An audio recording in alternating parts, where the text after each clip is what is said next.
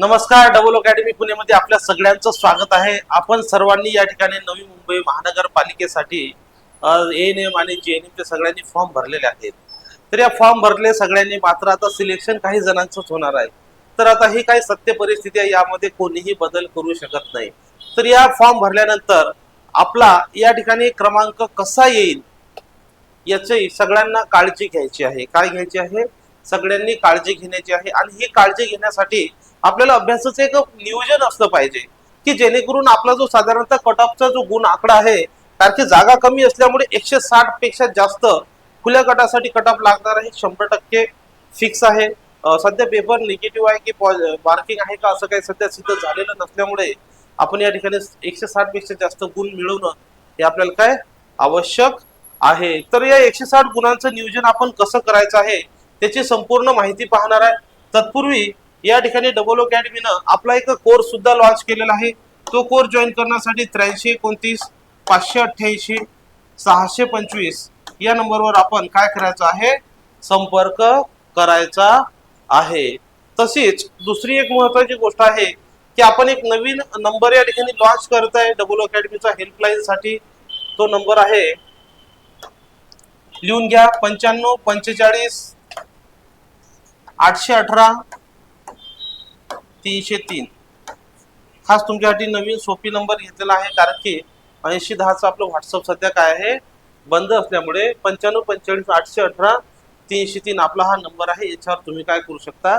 संपर्क करू शकता.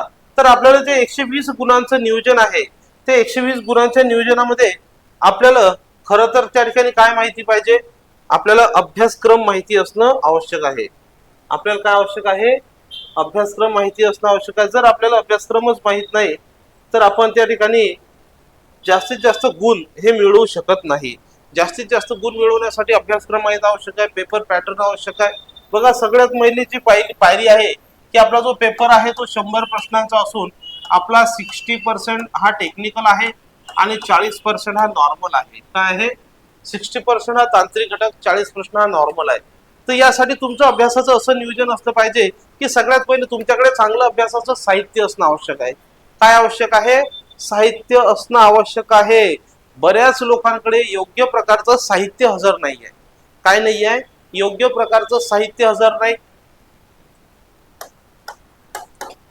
साहित्यामध्ये पुस्तकं, साहित्यामध्ये काय काय येतं बघा. पहिलं आहे पुस्तकं. पुस्तके नसेल तर नोट्स, नंतर PYQ म्हणजे ओल्ड प्रश्न पत्रिका. ह्या 3 गोष्टी जर तुमच्याकडे असतील तर या ठिकाणी तुमचं नक्की सिलेक्शन झाल्याशिवाय राहणार नाही. आणि ह्या सगळ्या गोष्टी आल्यानंतर तुम्हाला करायचं अभ्यासाचं योग्य नियोजन. आणि आता या ठिकाणी ह्या सगळ्या गोष्ट झाली की झाली तुमची अभ्यासाची तयारी. नंतर तुम्हाला अभ्यासाचं करायचं नियोजन. आता नियोजन म्हणजे काय? तर टाइम टेबल. तुमच्या अभ्यासाचं टाइम टेबल, की कोणत्या गोष्टीसाठी किती वेळ द्यायचा. मग तुमचं जेवण असेल, अभ्यास असेल किंवा काही असू द्या, या सगळ्या गोष्टीसाठी किती वेळ द्यायचा हे तुम्हाला ठरवणं आवश्यक आहे. जर हे तुम्ही ठरवू शकले नाही तर काय होईल? तुम्ही यशाच्या शिखरापर्यंत जाणार. समजा तुम्ही खुल्या गटाचे असाल, 160 मिळण्याच्या ऐवजी 140 45 पर्यंत थांबणार. म्हणजे विचार करा, फक्त एवढाच अभ्यास केला असता तर 10-15 मार्क शिल्लक मिळाले असते, सिलेक्शन झालं असतं. सगळ्यांचं सिलेक्शन होणारच आहे, परंतु त्यासाठी तुम्हाला काही वेगळे इफर्ट करावे लागतील.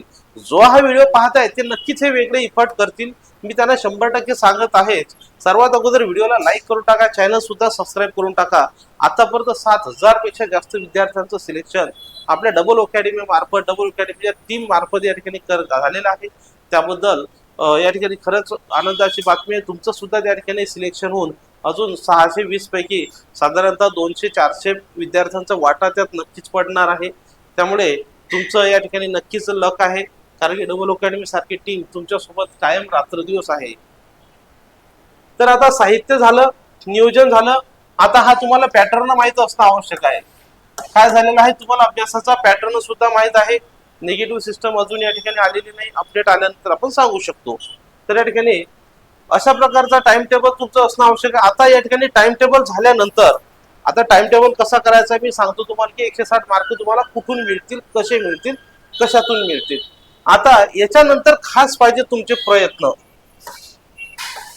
काय पाहिजे तुमचे प्रयत्न. आणि आता तुमचे झाले चांगले प्रयत्न झाले की याच्यानंतर तुम्हाला करायची आहे तुमची टेस्टिंग. काय करायची आहे तुम्हाला? टेस्टिंग. या ठिकाणी काय वाचायचं या प्रश्नाचं उत्तर आहे हे. आता तुम्हाला करायची आहे तुमची टेस्ट. आता मला सांगा तुम्ही या ठिकाणी साधं मिलिटरी रनिंग करणारा पोरगा पोलीस भरतीचा त्याला माहिती आहे आपण जर 100 मीटर जर 14 सेकंदात जर आलो तर आपल्याला 20 पैकी 20 गुण मिळतील. किती? तर तो मला सांगा पोलीस भरतीवाला मुलगा किती वेळा पळतो आणि किती वेळा तो घड्याळात चेक करतो मी किती सेकंदात येतो. पहिल्यांदा तो पळतो तो 20 सेकंदात येतो, कदाचित नंतर 18, 19, 16, 15, 14 तेव्हा त्याला कळते की नाही 20 पैकी 20च मिळणार. गोळाफेक करणारा बघितला असेल तुम्ही, तो दररोज टेस्ट करतो. तो काय करतो? दररोज टेस्ट करतो की किती मार्क येतात. आणि मला सांगा मग जर तुम्ही या ठिकाणी एवढी मोठी परीक्षा देत आहे तर तुम्ही स्वतःच्या मार्कांची टेस्ट का करत नाही? तुम्ही टेस्ट सिरीज का सोडवत नाही? तर तुम्ही टेस्ट सिरीज सॉल्व्ह केल्या पाहिजे. त्याच्यासाठी आपण खूप साऱ्या टेस्ट सिरीज उपलब्ध केलेल्या आहेत. आपण जी बॅच आहे बॅच मध्ये मी नुसतं तुम्हाला एक गोष्ट दिली नाही आहे. बॅच